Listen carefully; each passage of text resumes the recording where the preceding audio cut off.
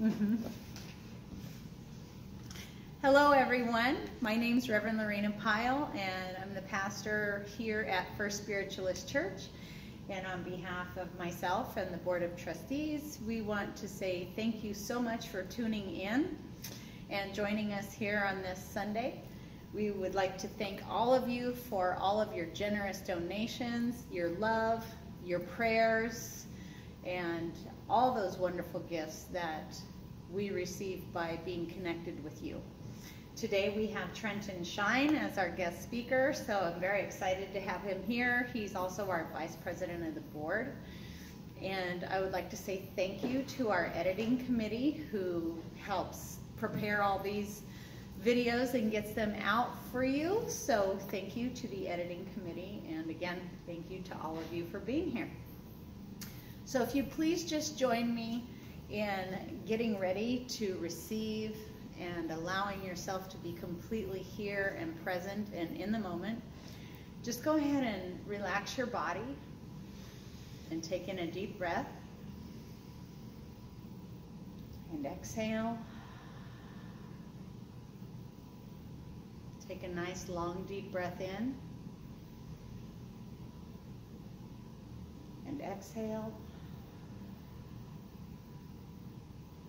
Allowing everything on your body to be relaxed. Release all the tension in your mind. Dropping your jaw down. Let the shoulders drop down. Take in another nice deep breath. And exhale all the way out.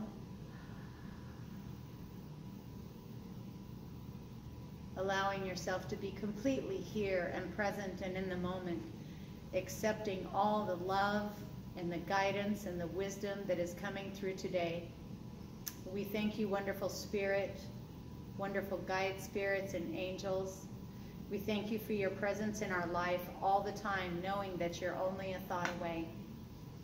We welcome you here right now to help us to open up and fine-tune our psychic abilities, our senses, our knowingness, and magnify the love that is in each and every one of us so that it can reach out and fill this entire world with love. We ask for blessings upon those who are going through hard times or illnesses right now, and we ask that the heavens just reach down and touch them and give them that boost of love or energy or whatever it is that they may be missing in their life right now. And we are so thankful for the blessings upon this church, for the community, and everyone that's connected with us. And yes, we are so thankful for our blessings. So take a breath and take a minute and invite your angels and your guides into your energy field and feel it shift.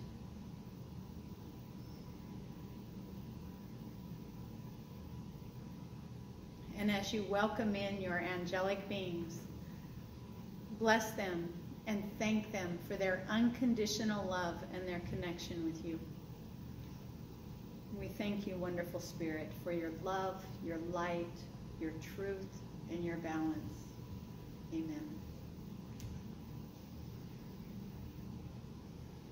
So today the message that I'm getting very clearly is nurturing. More often than not, when you hear nurturing, it makes you kind of think of what you're reaching out to nurture. What is it that you've nurtured in your life? Whether it's your pets or your children or your siblings or the nurturing of a friend, of a loved one, perhaps somebody who's sick. But Spirit is asking me to bring in self-nurturing. That energy, that feeling, that wrap your arms around yourself and say, I love you, I'm proud of you. You know, put your hands on your heart and just, you know, love yourself. Love yourself more than you could possibly love anyone or anything else.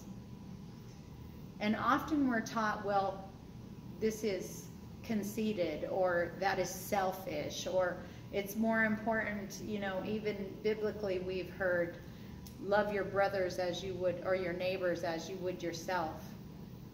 But how about if you love yourself as much as you do your neighbors? How about if you would love yourself as much as your children, or love yourself as much as you do the people that are special in your life?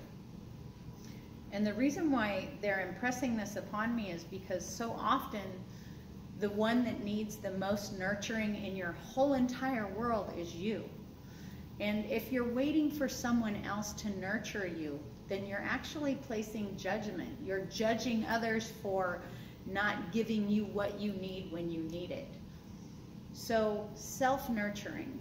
Let's step into an energy or a phase where we can release the obligation of all others in our life and be absolutely accountable and responsible for nurturing our own soul, our own physical body.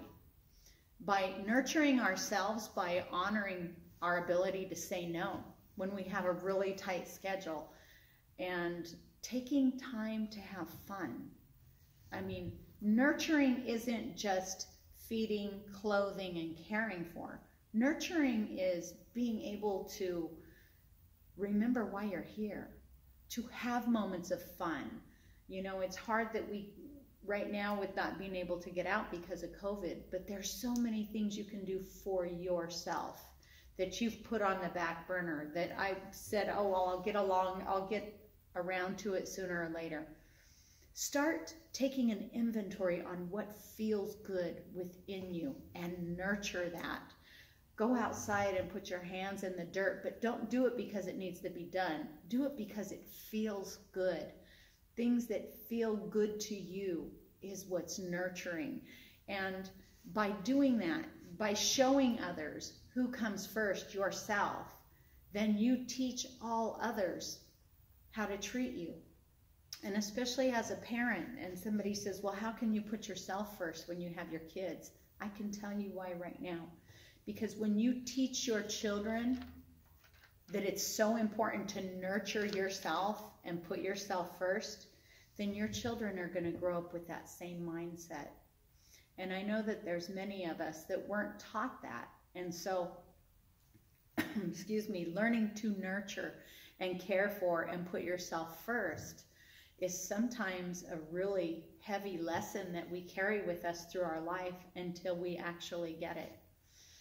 So on behalf of Spirit, on behalf of all of you and myself, I just want to say thank you for this wisdom, and thank you for the opportunity to recognize the true healthy meaning of nurturing, and that is self-nurture. So I thank you, Spirit, and I thank all of you. And let's just go ahead and take in another deep breath and carry this with you throughout the week. Anytime something comes up and you say, I can't afford it, or I don't have time for this, or when you put yourself last, start making a change and putting yourself first, because that's what you're supposed to do. That's what God is all about, is experiencing love and joy through you. Amen. Okay, so I got bit by a mosquito. I'm sorry. They're just eating me alive up here. Without further ado, I would like to introduce our speaker to you, Trenton Shine. Now, first of all, I want to tell you, he's one of my favorite people because I know he's very level-headed. And if I come to Trenton with a question or something that's perplexing me, I know that regardless if I want to hear it or not, he's going to shoot straight from the hip and tell me the truth. And it's really good to have people like that in our life. And he's very balanced. He's very motivated, but yet very serious about his spiritual path. And I'm very honored to be able to be here and watch him expand and grow, and to be his student and teacher. So without any further ado, I want to introduce Trenton Shine, the artistic spiritual shaman. Trenton Shine grew up in San Diego spiritual community and has been a part of First Spiritualist Church and Harmony Grove for almost 40 years.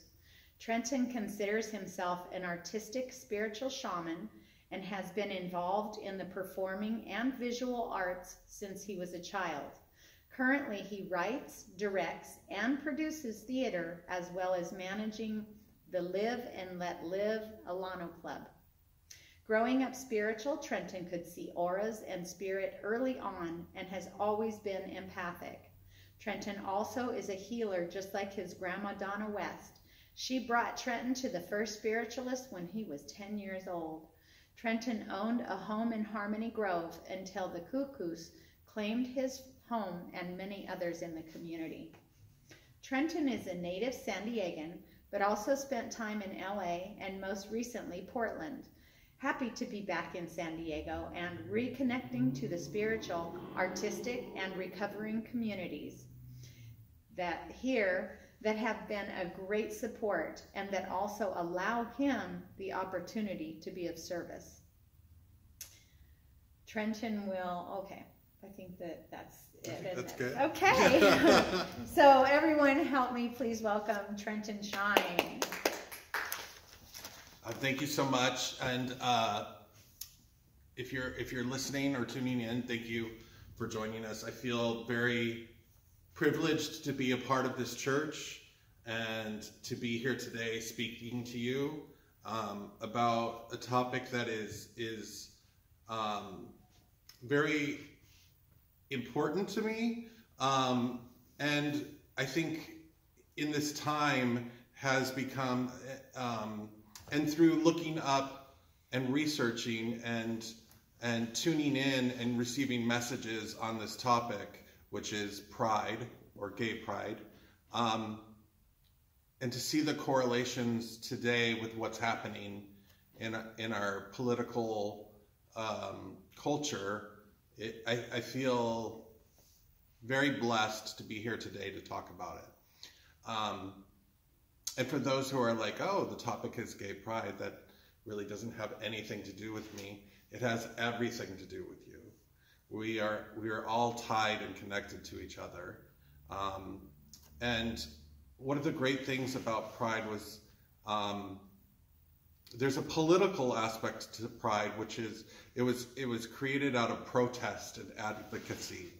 And then there's an emotional side to pride, which is, you know, where any oppressed minority says enough is enough and stands up for themselves and comes into a self-love. You know, for me, growing up gay in our culture, it, like any oppressed minority, we feel less than. You know, there are not only the hushed voices that keep us down, but the loud voices of hate that also do. And so growing up, especially at a time where in the 80s we had the AIDS pandemic, there was a sense of hatred and disgust for a group of people who were just being themselves. And so growing up, I felt a lot of shame and guilt for who I was. And it forced me to live in the shadows, to hide, you know, to know where the threats were and where it was safe. And, you know, any oppressed group, whether it be women, you know, people of color, religious, any kind of oppressed group knows when the threat is real and when it is safe to be, and when you are okay. And it is a constant reminder of where we're at and who we're with. And it's never that far out of our minds. And, you know, Gay Pride started in 1969 at the Stonewall Inn in New York. And, you know, it's only 50 years ago that homosexual acts were illegal. And it was that time. If you couldn't employ homosexuals, you couldn't be homosexual. And at the Stonewall Inn, there were raids, multiple raids by the police who would come in, arrest all of the employees, some of the patrons, and then they would confiscate all the alcohol. And this happened time and time again. And it happened on a Tuesday in June in 1969, and then again that Friday. And the police came in and targeted who were the most objectionable to them, which were transgender, drag, and gender nonconformists. Because these typically are the people who make those who oppress others feel uncomfortable.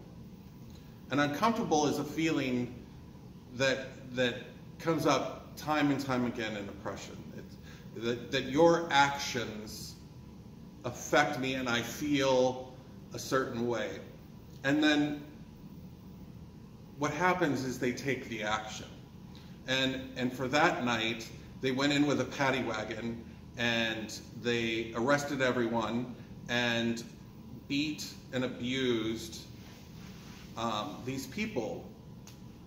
And it was that night they were like, enough is enough. And they fought back. And many of these people were people of color who had already been fighting for their rights, who had already been oppressed and had found a sense of pride and were standing up for themselves in the human rights category. And so this was the first time for gay rights. And it's something that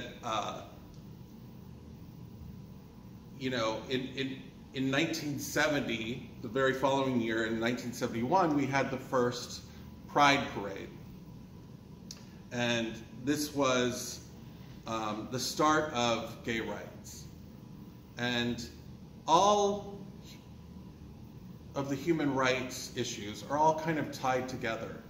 We have women's rights, we have you know, the civil rights, we have, and what it is that if you're not a white male heterosexual, you are toned as less than, you know. And we have a society and a culture that feeds into that, you know. And it is re-taught to us through media, you know. It hasn't been until now that we're really seeing so many different stories in television and film, and you know, it's important to be able to be a child who is deemed different or feels different, to see themselves reflected, you know, on the TV or on the movie screen or on the radio. You know, it is, all we are looking for is a sense of community and a sense of acceptance, you know. And for so many years, we didn't have that. And it's just until now that we're actually getting into a place where not only are we seeing other people's stories, but we're identifying with them. You know, one of the things that I love about this church is that it is multicultural, you know, in the sense of we bring so many different cultures into this one environment and cohabitate together, you know, and that is a beautiful thing. It's something that needs to happen more, you know. every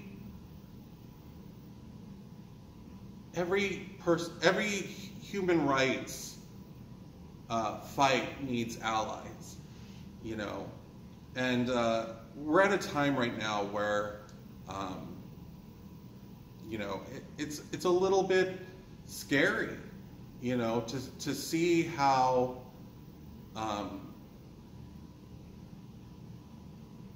we're still not doing what we need to be doing. And you know, right now, I lived in Portland for 7 years, and right now, the riots in Portland are out of control, with the federal government stepping in and the militarized police. It's a very, when you tune into the television, it's a very scary thing to see, you know, because here in the United States, you know, part of democracy is the right to protest, you know, and that's only one part of it. We also, you know, protesting is the I've had enough, I can't take it anymore, and I have to show you how upsetting this is to me. And then we need the advocacy to come in and to change the laws and to change the views, and that does take time, you know. It was interesting, like, to hear Reverend Lorina, you know, talk about nurture. And I was like, that's really what we need to do, is we need to not only nurture ourselves, but to nurture others, you know, and to help teach each other what the differences are between us and how they don't make us separate, they make us unified. And, you know, we've been taught to compare ourselves to others.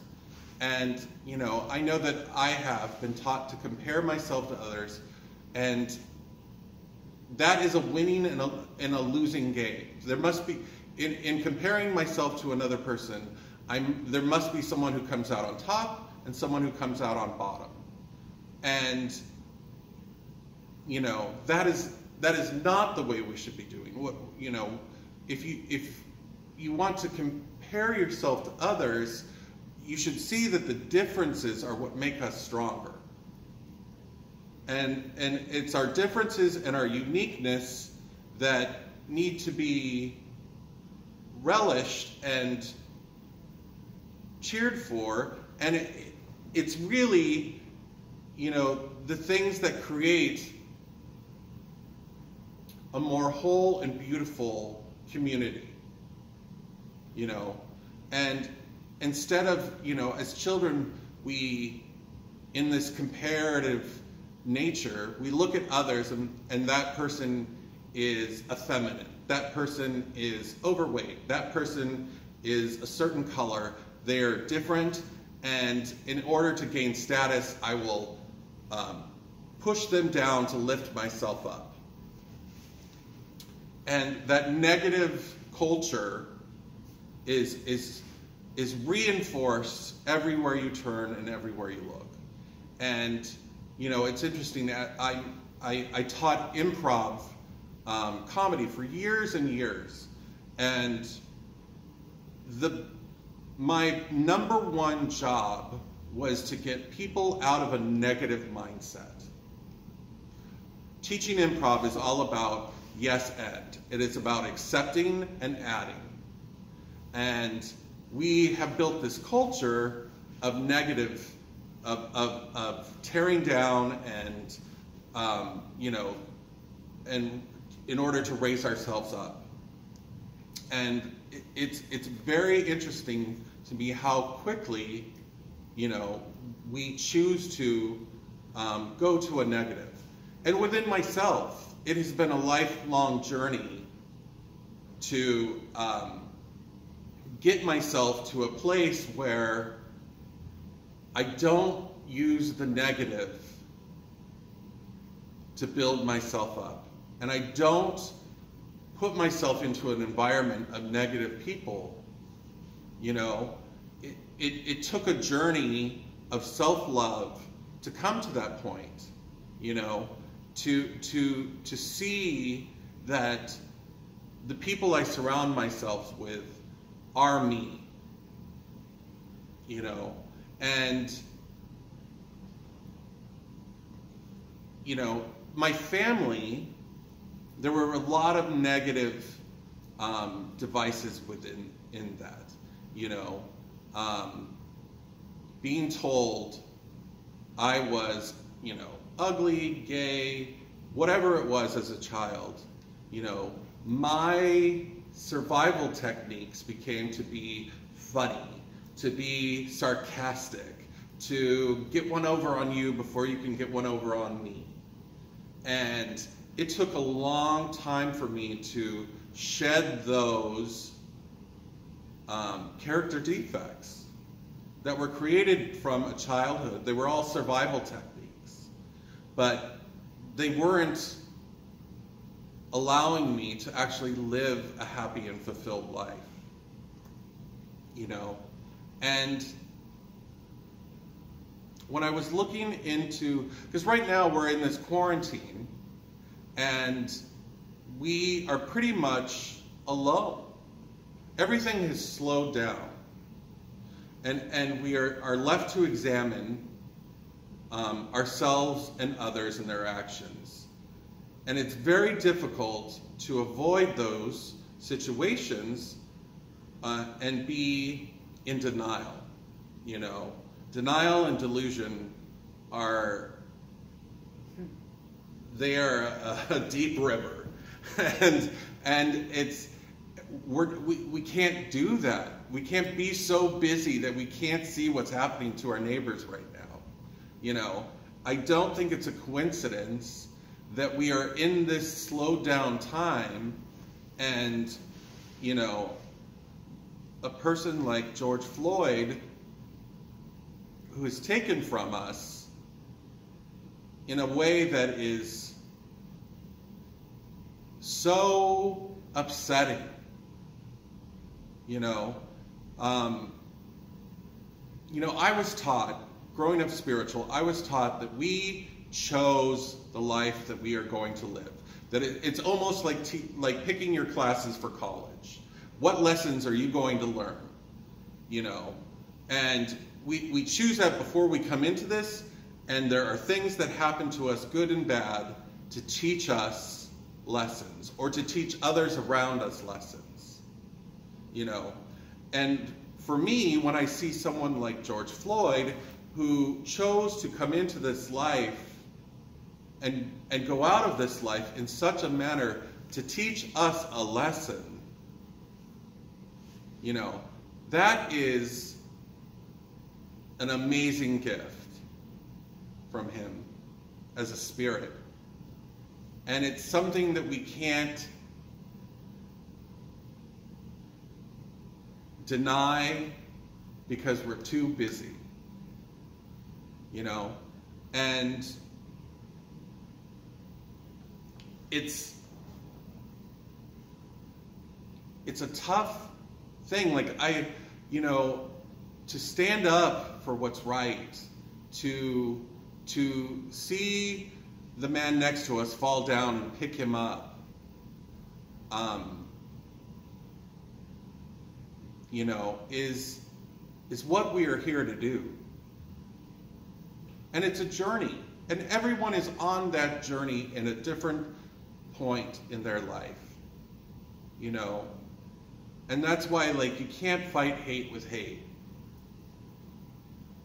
You know, I've always tried to put my feet in those shoes, you know, to understand both sides. And it's important to do that. You know, I can disagree with what a person does or how they act without hating that person. I can hate their actions, but I love the core of that person. And I have to. And just from my own life, I can look back at things and mistakes that I have done, and through time and space, I can look back and learn from those mistakes. So it's you know, it's all tied together. It's been really interesting in this slow down time when, you know, Pride festivals have been closed down. There's no Pride festivals at all. And it was interesting because a friend of mine this year was going to be his first Pride. And he asked me, like, what is it all about? And, you know, honestly, I did not have that good of an image of what Pride is. You know, because to me, Pride is just a parade. It's very commercial. It's very, you know, it's like a party. But with no sense of the past, of no sense of my history, you know, to see what is Pride. Pride is a moment, a community coming together in a safe space to celebrate themselves and their love, and to provide an area of safety without threat. You know, it's growing up in California, it was very much a bubble. You know, there's a lot of acceptance in San Diego and in California, but you know, it almost provides a bit of living inside of that. You know, when you are actually face to face with someone who looks at you with such hatred, and you can see in their eyes the anger, it sets you back. You know, that hating someone for who they are is an option anymore. You know, but it becomes a chance for us to have conversation, to teach each other, you know, to show each other the path that is enlightened. You know, if you're listening to this, if you're coming to this church, you know, you're probably already on a path of spiritual growth, you know, and there's a lot of people out there that are not. And to have tolerance and love for those people, even though they don't have it perhaps for us, is a lesson I've learned, you know, in my lifetime.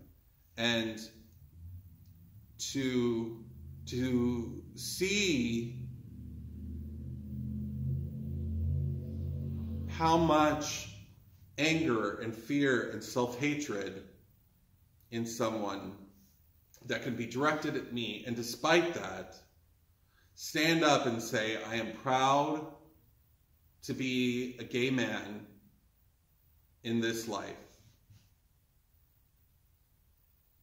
You know, I love myself and I love others, and that is what is important. And how I love and who I love is no different from you.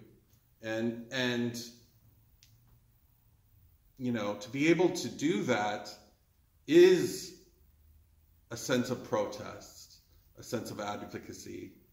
And, you know, we're living in a time where things are changing quickly, but, you know, we still have a lot of change to happen. And in order for that to happen, there needs to be conversations that might be difficult, you know, within the gay community. You know, we have a lot of gender change, and there is, how you want to be identified, or how how people want to be identified, or who they want to be, or who they are, has nothing to do with me. And if it makes me uncomfortable, that is a sign that there is something for me to look at. It is not about that person. It is not about them. It is not about that situation. The uncomfortableness comes up in me because there is something blocking me. And what I can do to make a change is look at that uncomfortability and examine it and find out, why is that there? Question it.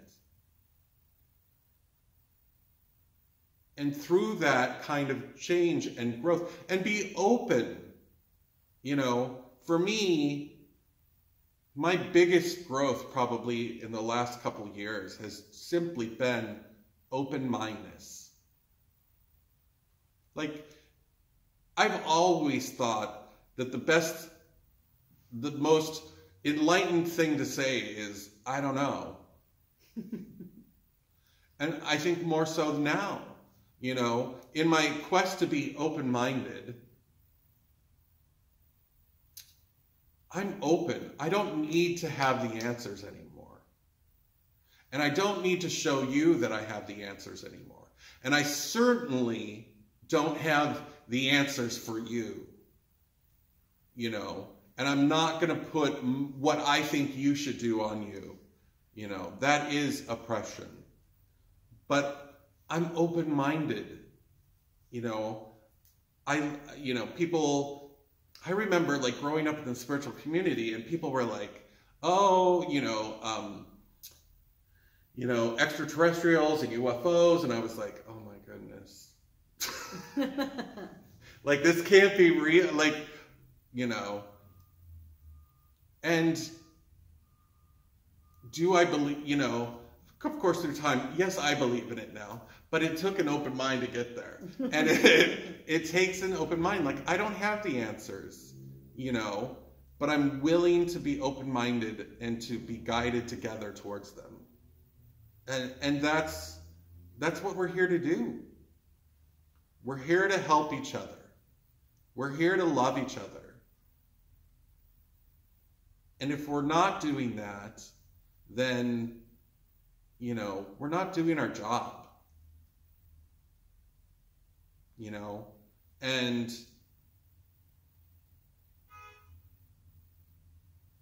that was a validation. Honk the horn.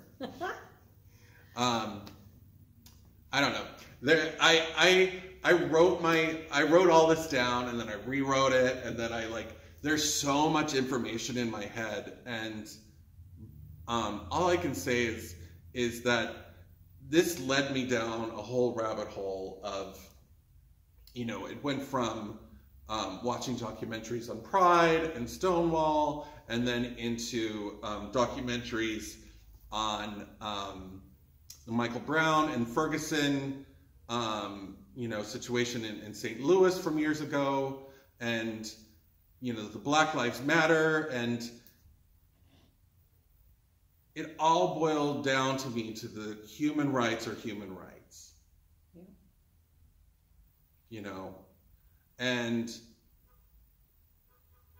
I think that when we have these big, huge moments that can be quite upsetting,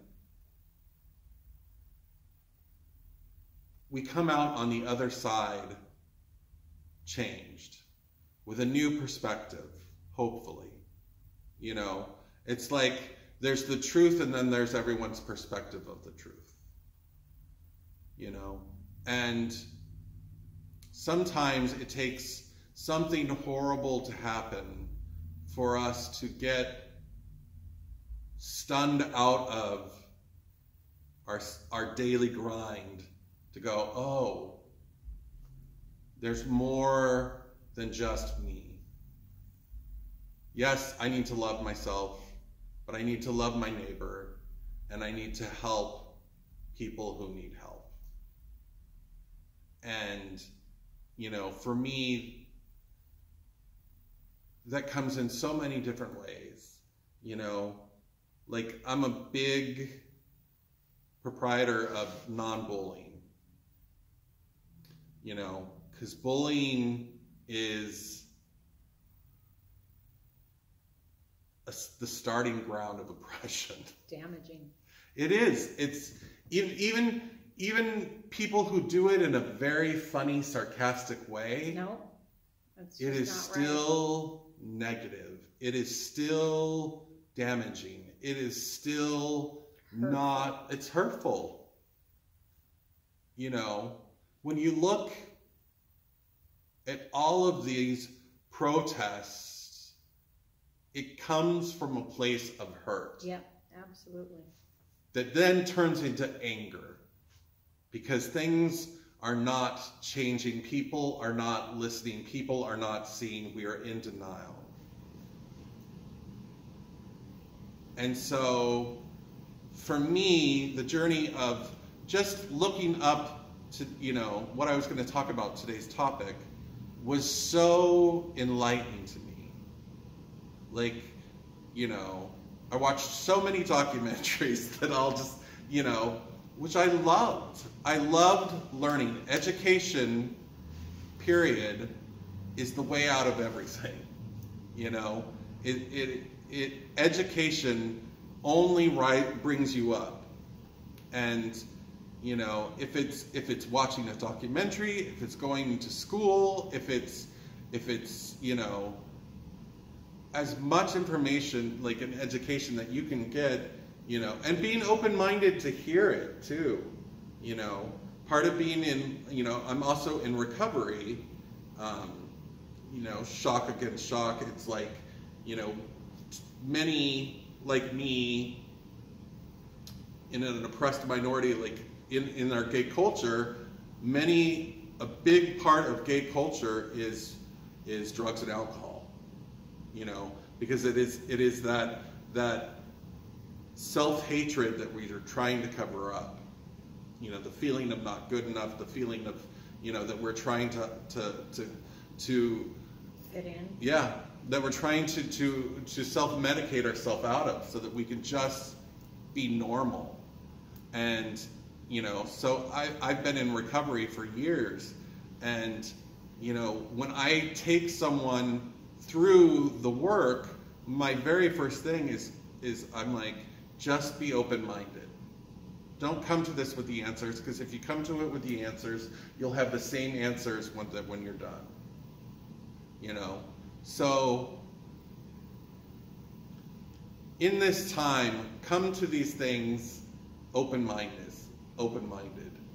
Listen to where we're at, and people who are fighting for their rights, come to it with an open mind.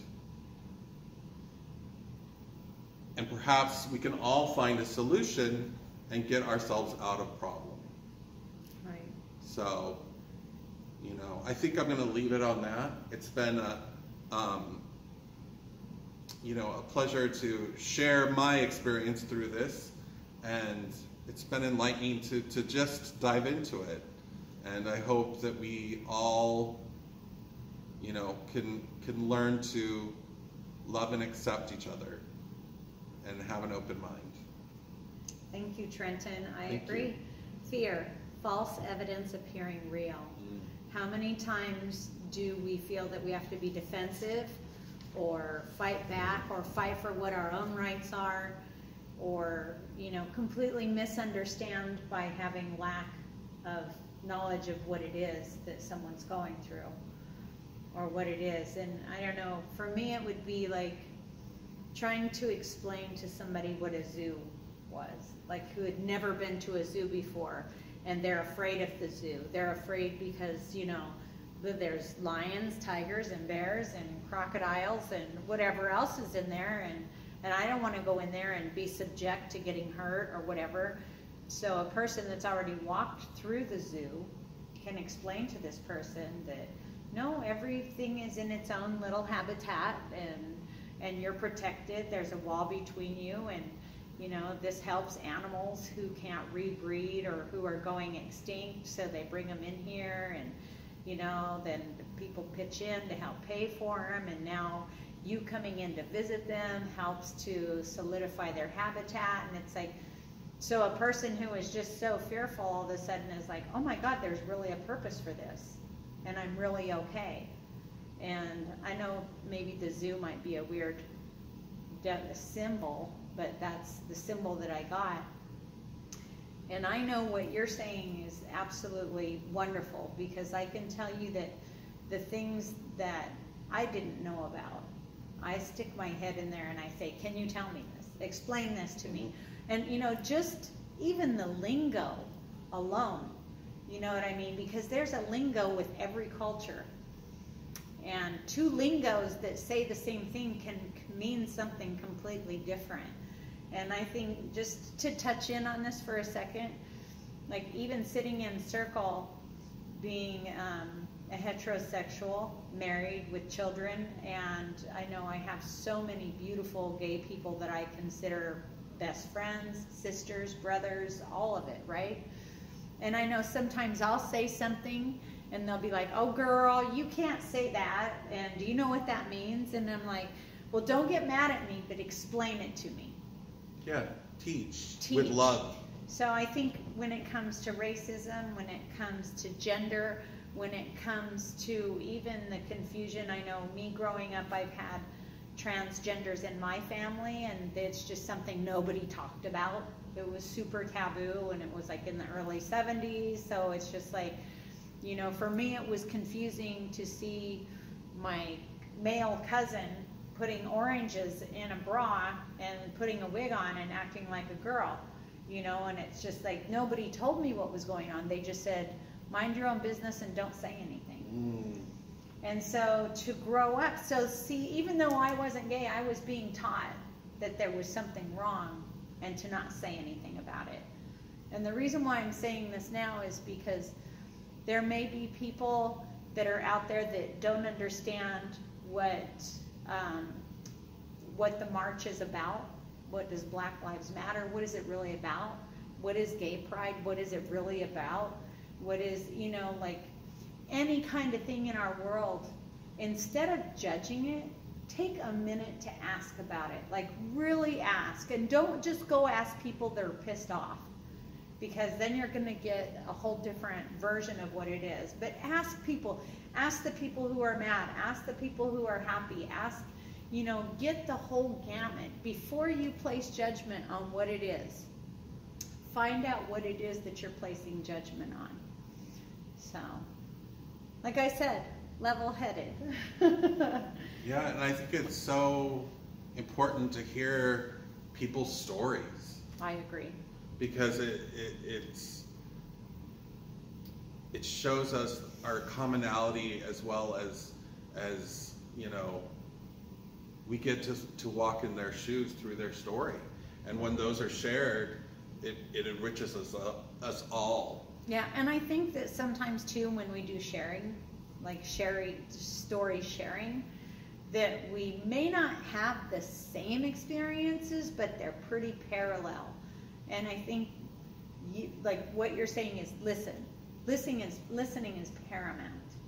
Like really listening, not just listening long enough for you to elaborate on what you've heard, but to listen with your soul. Yeah. And to, even if you don't understand it, just listening with your soul puts you in a place to have a whole different opinion about it. Or, you know, and opinion is a strong word. I don't think you should so much have an opinion, but...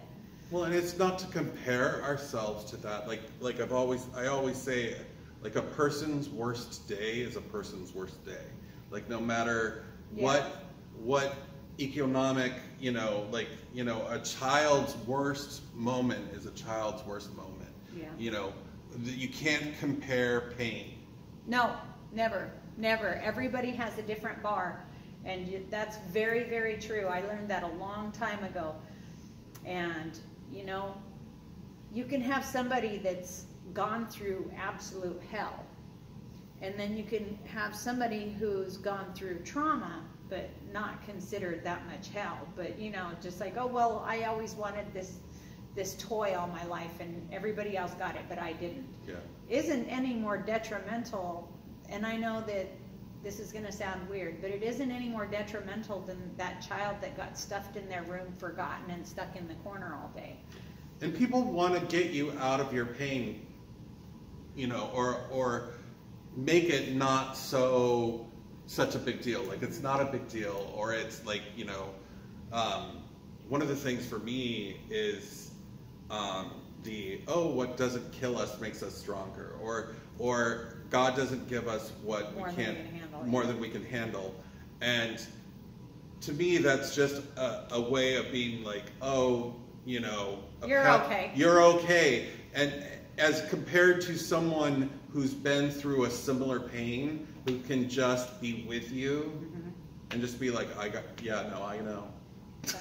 Just be like, and I think that's why we have these communities and why we have Pride, because it is a similar group of people that have shared pain, supported each other through the pain and through the hardships, and help support each other to find the good things about it. And how do you move out of it? So, well, we could go on. Yes. We should have to have a whole other interview with this, because this is really, really wonderful stuff. So I want to say thank you again to Trenton for sharing with us. And thank you to all of you. And now it's time to give back to the church. So we do accept Venmo and PayPal and the U.S. Postal Service. So if there's any kind of donations that you would like to send in, we really appreciate your generous donations. It helps keep this beautiful place open so that when we can all come back together, we have a place to come to and sing and celebrate and celebrate each other for being who we are and what color we are and what gender we are and what sexual preference we have, and just celebrate everybody being spirit and celebrating. So if you please take your donation, you can either place it in your left hand and cover it with your right, or put it over your heart and repeat with me 3 times. Divine love in me blesses this offering and increases my consciousness of peace and prosperity in my affairs. Divine love in me blesses this offering and increases my consciousness of peace and prosperity in my affairs. Divine love in me blesses this offering and increases my consciousness of peace and prosperity in my affairs. Wonderful Spirit, we ask that your blessings be upon every donation, whether it's a donation of love, intent, healing, or monetary value. We know that as we give, we receive that which we give 1,000-fold in return. So for all of our wonderful, abundant blessings, beautiful Spirit, we are truly grateful. We ask that the monetary blessings that are sent here will be used for the highest and best good of the church. So we thank you, wonderful Spirit. Amen. Amen. Well, that concludes our service for today, and stay tuned for our special music. And I just wanted to remind you to go on to our new website, which is, Trenton has helped us with this wonderful website, and so it's going to grow and expand, and more stuff is going to be available, as well as we're working on online classes for healing and psychic development, so please stay tuned. And if you would please either go ahead and give us a Yelp out there, or take time to like, share, and subscribe. So on behalf of the First Spiritualist Church, the Board of Trustees, and me, Pastor Reverend Lorina Pyle, I would like to thank you all so much for tuning in. Thank you, Trenton. Thank you. And shall we close this with a heart explosion? So, to everyone and all of you out there, heart explosion.